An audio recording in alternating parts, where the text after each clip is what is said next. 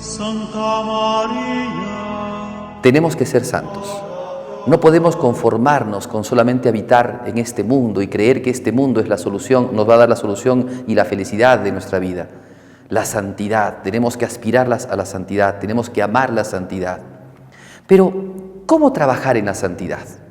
Ya hemos hablado de los sacramentos, que son fundamentales para la santidad. Pero también esto nos habla de la vida espiritual. Ser santos significa tener en nuestro corazón vida espiritual. ¿Y qué significa la vida espiritual? La vida espiritual es, utilizamos aquí, por ejemplo, la enseñanza del padre Rollo Marín, en este libro que se llama Teología de la Perfección Cristiana. Él dice que vida espiritual se tiene que entender por contraposición, por ejemplo, la vida material. La vida material es la vida económica, la vida social que podemos tener, la vida, no sé, académica.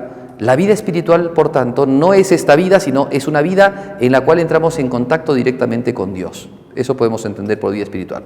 Los grandes filósofos de la antigüedad, inclusive los modernos, como el mismo Hegel, hablan de un espíritu, ¿cierto? El hombre es espíritu, o tiene espíritu, debemos de decir nosotros, porque tiene vida espiritual. ¿En qué consiste la vida espiritual? En algo que pasa por encima, en algo que trasciende la realidad de la materia, algo que pasa por encima de lo material. Bien, entonces esa es la primera característica de lo espiritual, pero sobre todo es vida espiritual, la vida sobrenatural. Aquí nos introducimos en el misterio de la gracia de Dios.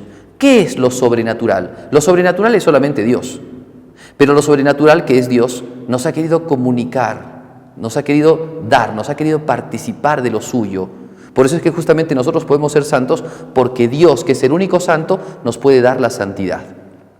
En eso consiste justamente la santidad, en vivir unidos y en vivir participando de la santidad de Dios, en estar colgados de la santidad de Dios, en ser nosotros solo de Cristo y para Jesucristo. Cuando en la Santa Misa se hace esta oración llamada doxología final, se dice por Cristo, con Él y en Él. Pues la santidad